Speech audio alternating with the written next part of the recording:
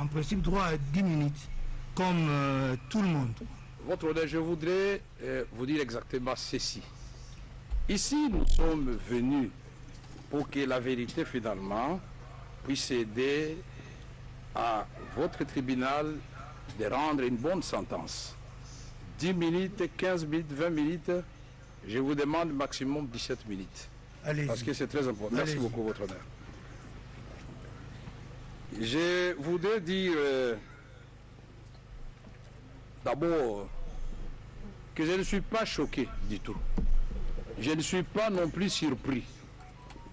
Parce que depuis le début de cette procédure, j'avais déjà senti la brutalité, l'acharnement avec lequel ma personne avait été traitée.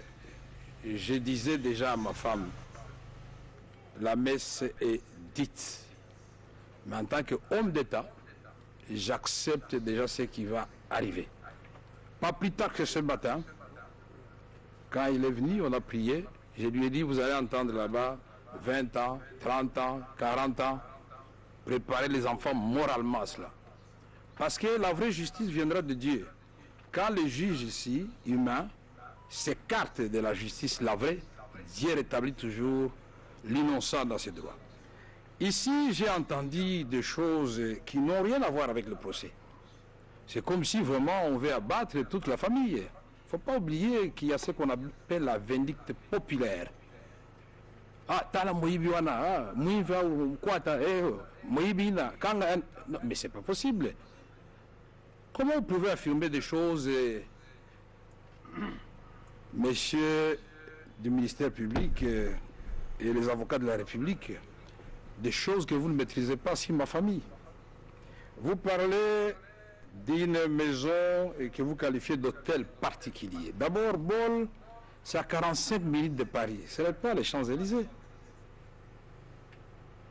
Et pour vous faire plaisir, même si cela ne m'a pas été demandé, vous allez trouver, et il le sait très bien. Donc il a dit que c'était pour des besoins de consommation, comme on va regarder à la télévision. Ah, quand même, d'abord je vous mets au défi, parce que j'ai amené tous les relevés ici, des comptes communs que nous avons avec ma femme. C'est un compte qui sert uniquement pour le remboursement des crédits que Afriland Bank nous avait donné, et j'avais prévenu le président de la République avant de prendre ces crédits. Il dit, monsieur le président, ma femme a une maison à Orgeval, en France. Moi, je suis un mouchi, je ne peux pas dormir dans la maison de ma femme. Ce qui fait que quand je vais à Paris, ma femme est obligée de venir me suivre à l'hôtel, les enfants restent à la maison. Je voudrais prendre un crédit parce que ma femme a un immeuble sur l'avenue Ouganda, juste à la barrière du président Kabila, évalué à 4 500 000 $ américains. Elle a un autre immeuble sur l'avenue Giré de 6 étages et elle vient de vendre, d'ailleurs, on n'a pas encore tout payé, 1 700 000 lui ont été réservés. Dernièrement ici. Alors quand on entre dans des considérations de la vie privée des gens, il faut faire attention. Cet immeuble est enregistré sur les noms des enfants. Mpiana Daïda, Mpiana Soraya, Mpiana Junior et Kinwani Diams. C'est vérifiable. Je ne vois pas comment on va venir ici expliquer des choses qui n'ont rien à voir avec le procès. Quand l'avocat a dit que j'ai financé la campagne de mon parti, mais j'ai vu les gens tiquer, me poser la question au membre du parti. Combien de maisons j'ai vendues ici? J'ai vendu à Bukavu pour totaliser ce montant-là. Chaque député, c'est M. Kamere, président national, qui a payé sa caution et qui lui a donné un certain montant pour sa campagne. Député national et provincial. Et si la liste des députés nationaux, c'est 465 députés. Et on peut aller vérifier à la CENI. Et donc, quand on parle des choses, c'est comme si, vraiment, on parle d'une parcelle marécageuse. Et le ministère public, je crois que c'est ravisé après. Il dit oui, le président, tout le monde le sait, le président a prêté serment, a été investi le 19 janvier. Je crois que très vite il s'est rendu compte que ce n'était pas comme ça, puisqu'après, j'ai appris que non, on a donné la parcelle à Caméré le 23 janvier, c'était à 2 jours qu'il ne devienne directeur de cabinet. Donc lui, le procureur général, savait déjà que j'allais être directeur de cabinet. Mais seulement vous dire, monsieur le procureur général, que le premier qui avait été désigné directeur de cabinet, c'était Eberand Kolongele, si vous voulez qu'on vous donne le secret d'État ici. C'est moi-même, quand le président me pose la question, mais au fait, on n'a pas eu la primature. Notre accord de Nairobi, c'était Félix Tshisekedi, président, Kamere, premier ministre. Il dit, avec on n'a pas eu la primature. Ah, toi, tu peux accepter le directeur de cabinet, mais pourquoi pas, monsieur le président, puisqu'on n'a pas un autre poste. Voilà comment j'ai été nommé directeur de cabinet. Et la discussion a eu lieu avec précision à l'hôtel Béatrice au 2e niveau. Et les témoins sont là pour le dire. Alors il ne faut pas venir ici salir l'honneur de quelqu'un. Partout où je suis passé. À l'Assemblée nationale, on gère de fonds secrets que j'avais transformés en montant à ce qu'on appelle invisible. Tous les députés le savent. J'ai multiplié le salaire des agents de l'Assemblée nationale par 6 de l'administration. J'ai multiplié le salaire des députés par 3. Et j'ai donné le véhicule à chaque député, j'ai donné le véhicule au secrétaire général de l'administration, j'ai donné le véhicule au directeur des différentes directions. Je viens d'arriver à la présidence, demander aux conseillers leur salaire est multiplié par 3. Quand il a vu l'avocat Kalula, général, il dit, ah mais comment binon bon me non, il ne faut pas avoir cet esprit de niveler par le bas. Partout où je passerai, je ferai du social. Je le supplie à la présidente pour aller poser des questions. Parce que nous recevons 2 fois par mois 400 000 $ américains qu'on appelle caisse de secours. Cet argent sert à la fois pour enterrer, soigner et les agents du cabinet, membres de leur famille, et les gens de l'administration, et même la GR, et même les carburants de la GR, puisque le ministère des Finances, très souvent, ne paye pas ni le carburant de la GR. Combien de fois le général Kassongo, qui est de la police, et pourtant qui dépend du ministère de l'Intérieur, n'est-il pas venu pour dire qu'il faut vraiment que tu nous aides, vous nous avez confié une grande mission, mais nous n'avons rien. Qu'est-ce qu'on fait? Alors, donc, il ne faut pas venir ici, moi je ne suis pas ce genre de personne. Alors, je rentre dans ce qui a été dit ici. On a parlé du communiqué de M. Kamere, non? C'est le communiqué du président de la République. Et c'est une pratique républicaine. Dans tous les pays du monde, quand le Premier ministre tombe, le gouvernement expédie les affaires courantes. Le gouvernement ne peut plus poser les actes comme si il était légitime. Non, les affaires courantes. Et là, c'est bien mentionné ici. Les cas exceptionnels seront soumis à l'autorité préalable de son Excellence, Monsieur le Président de la République, chef de l'exécutif. C'est en français. Et on ne parle pas seulement des dépenses, mais on parle aussi des recrutements et de mise en place. Puisque c'est à ce moment-là suspect qu'on profite pour engager les membres de la famille, pour dilapider les biens de l'État et le peu d'argent qui reste dans la caisse. Ce qui fait que souvent, quand les nouveaux ministres arrivent, ne trouvent ni ordinateur, ni un peu d'argent dans les comptes. Ici, mon intérimaire vient d'écrire au mois d'avril, pendant que je suis en prison, donc ce n'est pas Kamere qui vient demander d'écrire, il écrit sur instruction du président de la République pour instruire Madame la ministre de la fonction publique de surseoir ou de rapporter son arrêté. Et qu'est-ce qu'il dit à la fin, ici au milieu? Il dit l'instruction de la haute hiérarchie toujours en vigueur, contenu dans le communiqué officiel de la présidence de la République du 25 janvier 2019 relative à l'interdiction de procéder au mouvement du personnel de l'administration publique. Ça, c'est quand même ça? C'est Berand. C'est la fonction.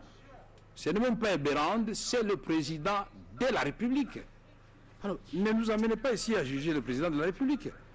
Beaucoup de respect pour cette fonction qui vous commencez à prendre à la légère.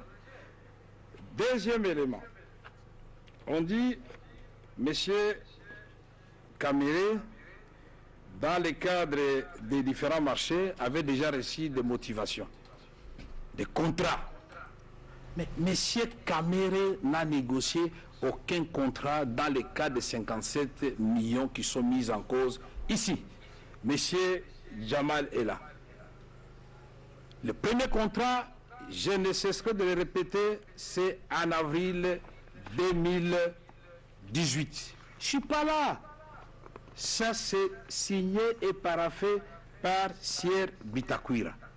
Les prix sont déjà déterminés à ce moment-là. La maison type D, 35 000 $ américains. Duplex, 45 000 $ américains. Et c'est la facture qui est annexée au contrat, fait partie intégrante du contrat. Et là-dedans, qu'est-ce qui est écrit? En bas, c'est bien écrit que les frais de ce chiffre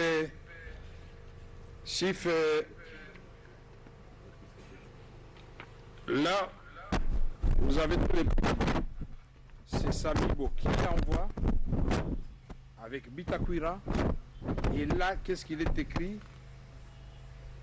Et j'ai souligné, ces maisons préfabriquées seront livrées au gouvernement de la RDC, SIF, port de Matadi, port de Dar es Salaam et port d'Angola selon les lieux de construction. Alors, quand nous parlons des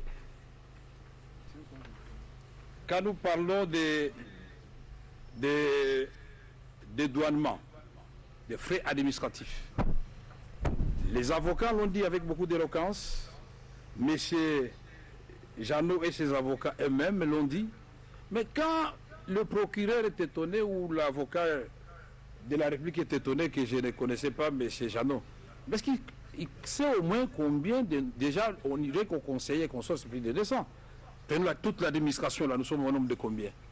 Moi, je crois qu'une bonne administration travaille par l'écrit. Je n'ai pas besoin de voir chaque agent individuellement. Sinon, j'exigerais à tout le monde de venir me voir avant de signer le document. C'est ça qui pourrait constituer effectivement que c'est mon petit de confiance. Mais il est là depuis l'AFDEL. Il est nommé à ce poste d'import-export en 2001. Alors, on se pose la question. Il a toujours fait ce travail. Et ici, j'ai amené le document de ce qu'il a toujours fait et de la même façon. Donc, quand Béassikou écrit, il fait, c'est bon. Quand Kamer écrit, il fait, c'est mauvais. Ah non, il y a quelque chose qui ne marche pas très bien. Nous disons ici, nous sommes venus, et j'ai cru entendre ici que nos amis ont refusé finalement, et c'est la première fois que j'entends ça, je ne suis pas juriste, que pièce contre pièce, ou pièce sur pièce, ce n'est pas une bonne chose. Mais c'est donc éloquent qu'ils ont cherché partout, puisque la première charge, c'est détournement des deniers publics. Ça signifie en d'autres termes, je suis en train de réfléchir, qu'avant que l'argent ne sorte de la banque, M. Jamal et moi, nous sommes allés dévaliser la banque, ou la banque nous a remis ensemble. Puisque les deniers publics vont entrer entre mes mains. Comment? Puisque l'article 145 est très clair. C'est un mandataire, c'est un commissaire aux comptes, c'est un mandataire dans l'économie, société d'économistes ou parastatale. Tout cela est bien défini et c'est de strictes interprétations. Moi, je ne suis pas juriste, mais à force de diriger l'Assemblée nationale et faire beaucoup de cabinets ministériels, j'ai appris un peu de droit pour savoir me défendre aussi en cas de problème. Alors, quand M. Bitakwira, puisque la question était posée de savoir comment on est passé de 26 millions à 57 millions, mais la lettre de Bitakwira est là, et il explique l'impact, mais tout ça vous refusez. Quand on rentre dans ce qu'on peut appeler coréité, c'est-à-dire, je me suis entendu avec M. Jeannot pour qu'il me remette de l'argent. Je voudrais vous dire ceci. Allez au ministère des Finances ou appelez n'importe quel ministre à ce moment, ou vous-même vous le savez, puisque vous êtes concerné. Combien d'ordres de mission des magistrats, des ministres, des conseillers sont restés impayés au ministère des Finances? Ou bien le procureur général fait ça exprès, je ne comprends pas. Ou vous avez un régime spécial là-bas, au niveau du pouvoir judiciaire, le ministre des Finances a peur de vous. Vous avez félicité le ministre des Finances qui a refusé de payer Samibo. Ça signifie que le même ministre des Finances a la possibilité de payer. Alors, nous voulons dire ceci. On a suivi beaucoup de choses et tout cela nous inquiète. Parce que les témoins sont passés ici. Aucun des témoins, même ceux qui me détestent, ont dit non, Kamere a pris l'argent. Tous ils disaient que Kamere était superviseur. Mais comme moi je protégeais la fonction présidentielle, tout son prestige, c'est l'avocat qui vient de lire. Là où le président lui-même dit les travaux, le programme dont je suis superviseur. Et nous, on les faisait au nom du président de la République, mais avec chaque ministre sectoriel. Mais aujourd'hui, c'est l'affaire de Kamere. Kamere est ici et se pose toujours la question de savoir il est ici, comment et pourquoi. J'étais convaincu qu'aujourd'hui, on va me présenter finalement les pièces. Monsieur Kamere, s'il les 57 millions de dollars américains, voici preuve à l'appui ce que vous avez reçu. Monsieur Kamere, s'il est 1 174, je ne sais pas combien de monsieur Jeannot, voici votre part. On ne doit pas s'y poser, on doit présenter.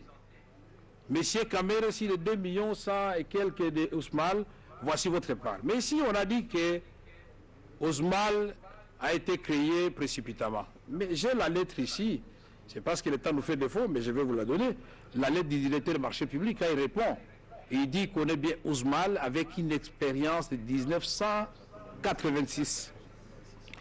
Mais là, on confond. Quand on fait la mutation pour entrer dans l'OADA, on considère que c'est ça la date de la création de l'entreprise. Je ne suis pas là pour faire l'avocat de Jamal. Mais je voudrais ici quand même, avant de clôturer, montrer une seule lettre. C'est la lettre de Carmode qui écrit puisque quand le procureur a posé la question, comment vous avez fait confiance à Ousmane, c'est Carmode qui écrit d'abord, et ce monsieur avait déjà commencé, dès que le président lui a parlé au Kanchachi, il a commencé déjà à préfinancer les maisons. Et aujourd'hui, 93 maisons contenues dans 31 conteneurs et les belles sont là, sont au port de Matadi. Et dans la lettre, ils disent que 907 autres maisons se trouvent à Istanbul. Et donc, nous avons payé 2 115 000 dollars américains, le ministre des Finances Yave, et ça représente 3,7% de la facture. Il ne faut pas qu'on donne l'impression ici qu'on a tout donné. Mais la prestation représente déjà 30%. C'est ce qui avait été convenu. Ici, je voudrais dire aussi que nous sommes entrés, pas de faire le droit ici, ce que j'ai entendu, si on est en train de faire la politique. Mais laissez-moi vous dire que le programme de 100 jours, c'est 132 000 enseignants nouvelles, non payés, qui sont payés par Félix Tshisekedi. 300 000 nouvelles unités en train d'être mécanisées. 5 000 médecins, allez voir au ministère du Budget, progressivement en train d'être payés. Le salaire des enseignants est passé de 50 dollars à 250 dollars américains pour permettre aux parents de ne pas payer. Et ceci, vous vous souviendrez quand nous étions partis au sacre, quand revenant de Rome, le cardinal Ambongo avait dit, Monsieur le Président, c'est une bonne chose de parler de la gratuité, mais il ne faut pas que la réforme vienne tuer finalement le système éducatif. Et il a fait ces deux remarques. Le président m'a demandé de noter, c'est comme ça que nous avons engagé des discussions avec les coordonnateurs des écoles conventionnées catholiques. Et aujourd'hui, quand on peut lire la lettre du ministre du Budget, moi je n'aime pas trop les polémiques, il était ici, ça c'est M. Pierre Kangoudia, ministre d'État du Budget. C'est lui, après des réunions, qui nous montre finalement comment il faut payer. Quand il termine la réunion avec son ami des finances et de l'enseignement primaire et secondaire, ils écrivent au président de la République. Ça, c'est note à l'intention de son Excellence, Monsieur le Président de la République. modalité d'application de la gratuité de l'éducation de base. Ce n'est pas Kamere qui a signé, mais à la fin, qui signe Henri Have, ministre des Finances, ministre d'État du Budget, Pierre Kangoudia, le ministre de l'Enseignement primaire, secondaire et professeur Emery Okunji Ndjovu. Et donc tout ça, Kamere travaillait dans l'opacité. J'ai dit aussi que ce procès est politique.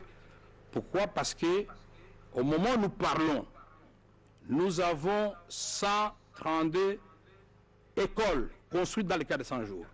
Nous avons 42 centres de santé construits dans le cadre de 100 jours et 32 équipés. Nous avons remis l'eau à Kitona. Depuis 10 ans, les militaires n'avaient pas d'eau.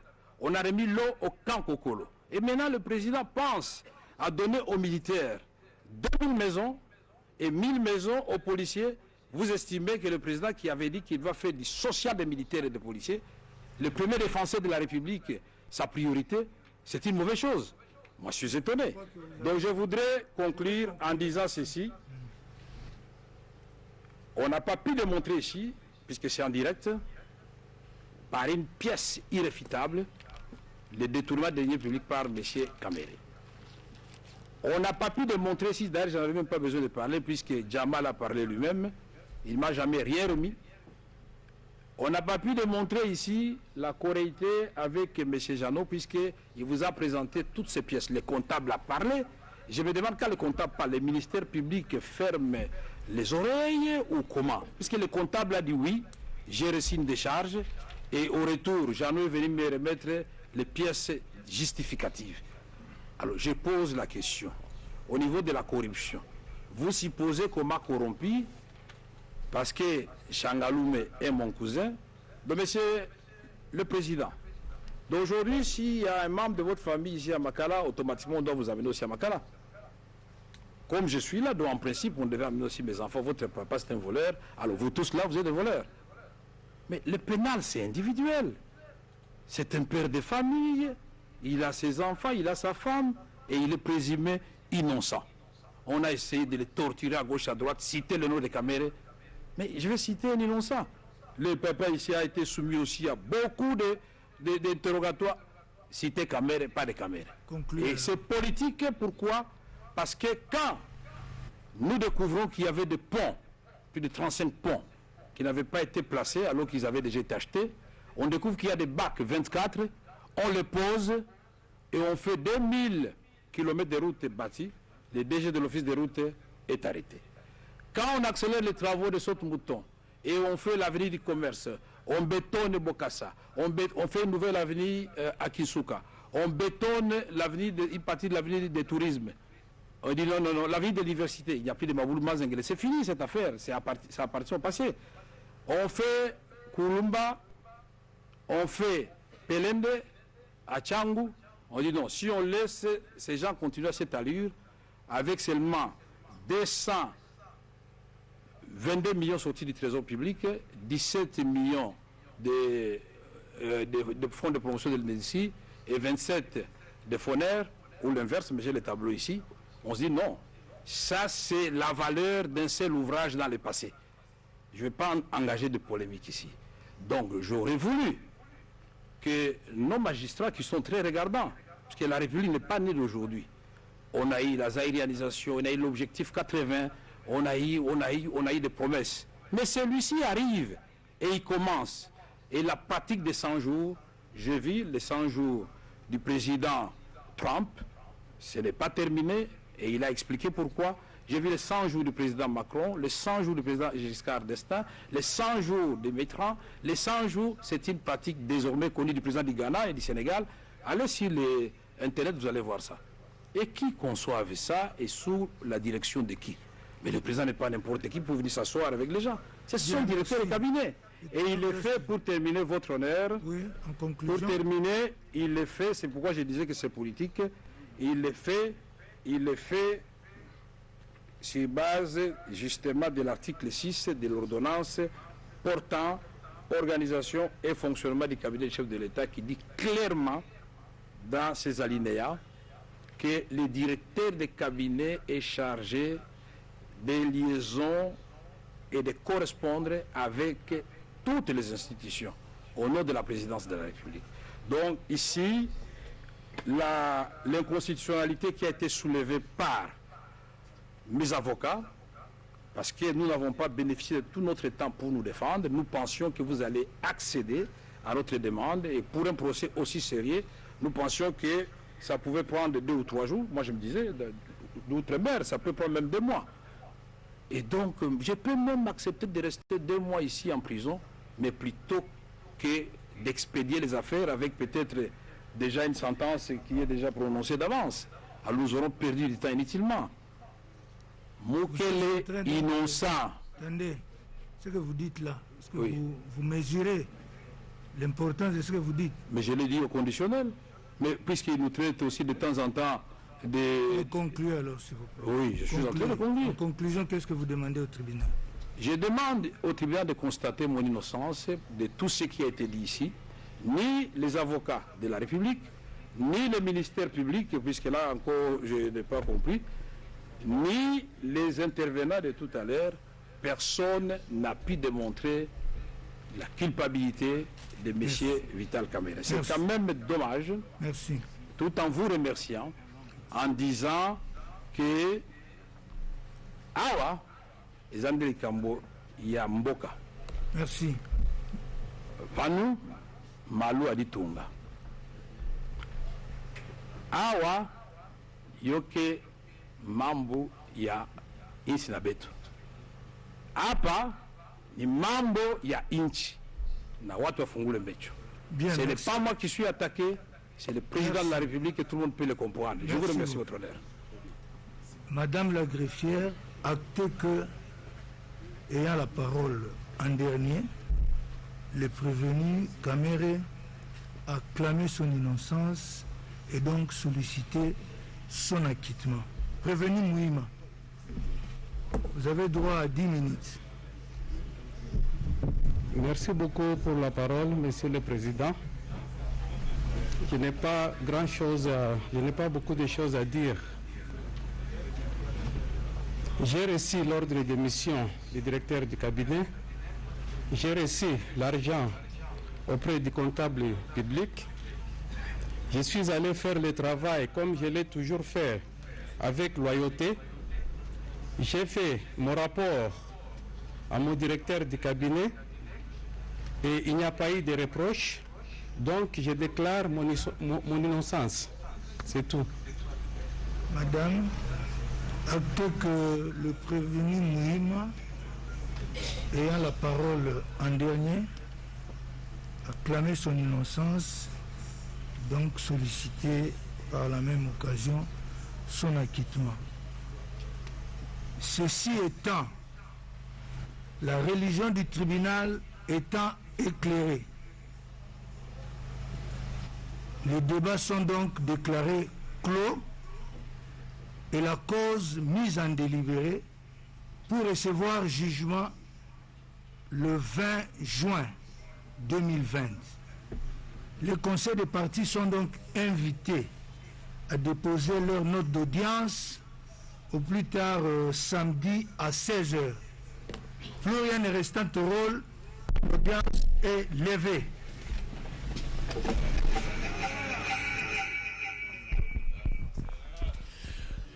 Amis téléspectateurs, nous sommes arrivés à la fin. Le juge président Pierrot Bakenge vient de le dire, la religion du tribunal a été éclairée après plusieurs débats, 5 audiences au total. Reste le jugement pour ce 20 juin. Et le dernier à prendre la parole, c'était évidemment le prévenu Vital Kamerhe, qui a tout naturellement clamé son innocence, et ce en 4 langues nationales vers la fin. C'est pour montrer sa connaissance un peu de la République démocratique du Congo.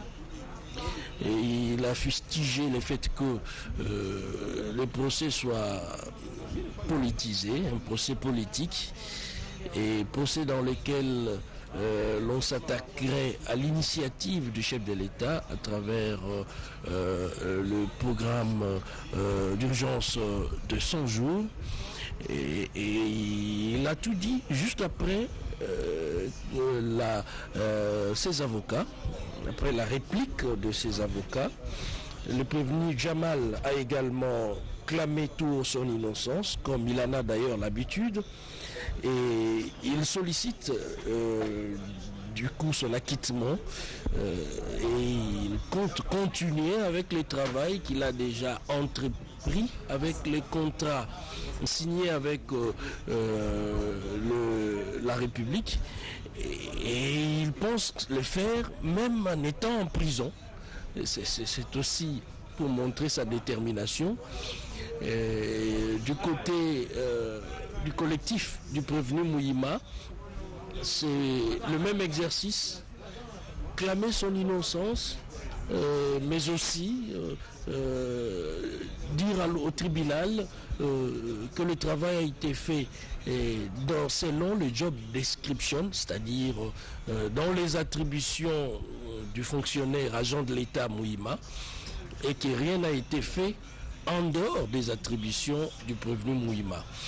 Et un peu plus loin, le procureur, notamment le ministère public, avait présenté son réquisitoire, 20 ans de travaux forcés pour le prévenu Caméré, plus interdiction des votes. Pour les prévenus Jamal, pratiquement la même chose, 20 ans de travaux forcés, plus expulsion du territoire national. Et nous attendons maintenant le sprint final qui sera le jugement qui sera rendu par le tribunal de grande instance de Kinshasa-Gombe. Mathieu Moudibango pour la suite.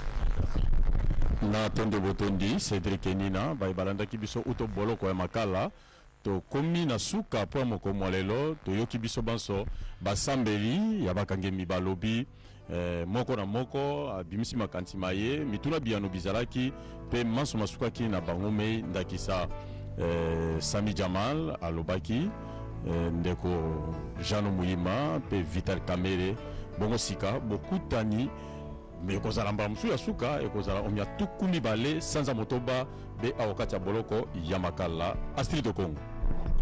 Kweli masambo hiyo itaweza tena kurudilia